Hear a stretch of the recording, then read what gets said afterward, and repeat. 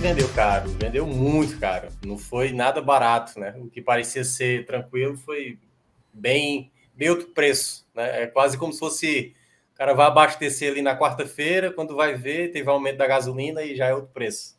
Então foi basicamente isso que aconteceu na Arena Castelão hoje. Primeiramente, aí para falar desse duelo, né, da semifinal, o Fortaleza era o favorito, o Ferroviário vinha muito com a ideia de tentar surpreender o Fortaleza. As duas equipes não mudaram. Praticamente cada um manteve o mesmo time que jogou no meio de semana, na terça-feira, então não teve muita mudança. Mas a postura era diferente, Ju. O que a gente tem visto do Fortaleza nesse início é que a expectativa é alta de muita gente, dos torcedores, de pessoas de fora, né? E eu acho que até mesmo internamente no elenco, sabe? Assim, a expectativa, certo? Essa expectativa é tão alta que eu acredito que dentro do elenco, às vezes, possa haver o chamado relaxamento, né? Achar que as coisas vão estar ali, tranquilas, naturais, que tudo vai sair da maneira como se pensa. E eu tenho falado sempre do Fortaleza. O Fortaleza não pode entrar em campo nunca e nem em um determinado momento do jogo com a quarta colocação do ano passado da Série A, com a semifinal da Copa do Brasil.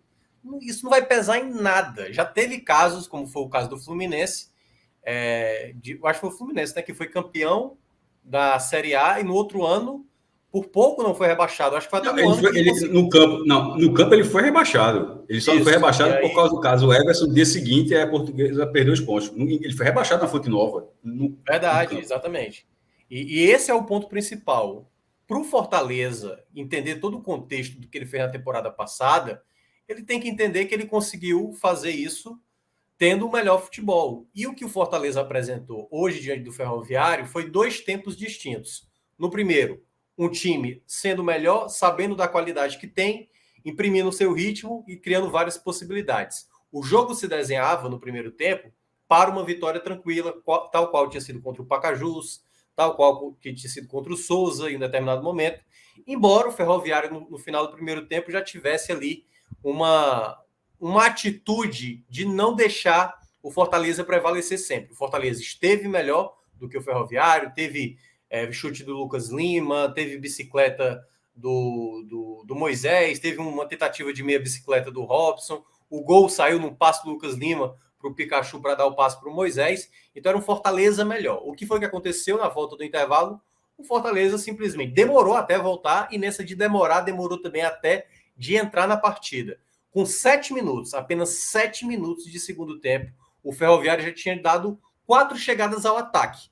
4 chegadas que não foram perigosas, mas já eram 4 chegadas. Que para uma equipe de mais qualidade, em um determinado momento você começa a pensar, beleza, se a gente deixar chegar a primeira possibilidade, o jogo pode mudar de panorama. A gente viu durante esse meio de semana, né, um jogo entre PSG e Real Madrid que parecia muito tranquilo para o PSG. Aqui não é comparando, obviamente, os clubes, mas é só para explicar um contexto de partida que faz mudar totalmente a situação. Um jogo que parecia tranquilo para o PSG, bastou um erro do goleiro, um empate, e aí depois, em 17 minutos, o Real virou para 3-1 e liquidou a partida, porque emocionalmente, no caso lá, o PSG morreu, né? Simplesmente acabou. O Fortaleza volta do segundo tempo já sem a mentalidade correta para o jogo. Então o time não conseguia segurar a bola, o Ferroviário pressionava, toda vez quando perdia a bola já estava em busca de recuperar, e o Fortaleza não apresentava isso. E esse segundo tempo, esse é, digamos, o que eu mais tiro para esse Fortaleza na temporada de alerta. O Fortaleza, ele precisa ainda melhorar como time.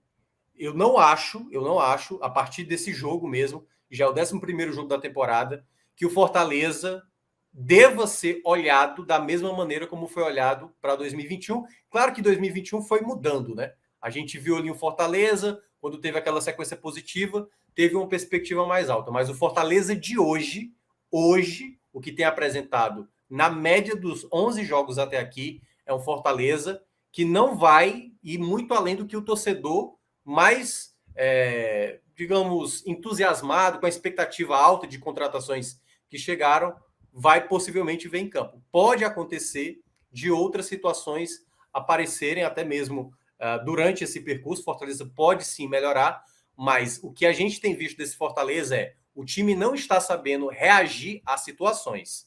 Uma coisa é quando você está, por exemplo, começar muito bem o jogo como o Fortaleza começou, e a outra é o time não saber reagir a quando um time está crescendo.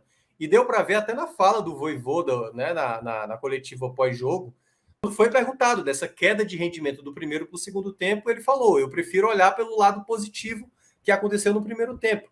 Só que aí é que está, o Fortaleza, mesmo com todas as situações que a gente possa ponderar, não dá para tomar a pressão. O Fortaleza realmente correu muito risco de perder essa vaga na final. Então, por mais que a gente, sabe, ali olhe para o resultado e, não, o Fortaleza, o importante mesmo era passar, era vencer, mas tem muitos indícios desse jogo que isso pode acarretar mais à frente. De que problemas o Fortaleza até então, tirando... É porque o Palmeiras tem uma derrota na temporada, mas a derrota do Palmeiras é para o Chelsea, né? Mas assim, de todas as equipes da Série A, só o Fortaleza não perdeu, né? A única derrota que tem, no caso, o Palmeiras, foi jogando com o Chelsea. Que se for para considerar assim, uma temporada, né?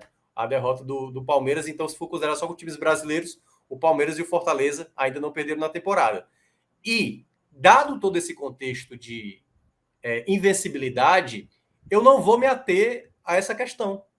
Eu não posso me ater a essa questão. O que eu falava na temporada passada, seja do time do Fortaleza com o Anderson, seja do próprio Ceará do Guto Ferreira, se eu olhar em campo um time que não consegue prevalecer tendo mais qualidade, obviamente eu vou vir aqui e criticar. Acho que o Vojvoda não está no seu melhor momento, não anda lendo bem o time, determinadas situações, dando boas respostas quando o time não está bem, e o próprio elenco também não tem conseguido estar focado numa partida. Então, é muito preocupante ver esse Fortaleza, principalmente há um pouco menos de um mês a gente vai ter Libertadores, começo de Série A, Fortaleza vai ter aí as fases finais, né, da Copa do Nordeste, já que o campeonato estadual está na dúvida aí quando é que vai rolar ou não as finais, porque anteciparam, né, a Copa do Nordeste, e o Fortaleza ele está dando margem para qualquer situação que possa sair da lógica. O que seria perder o tetracampeonato,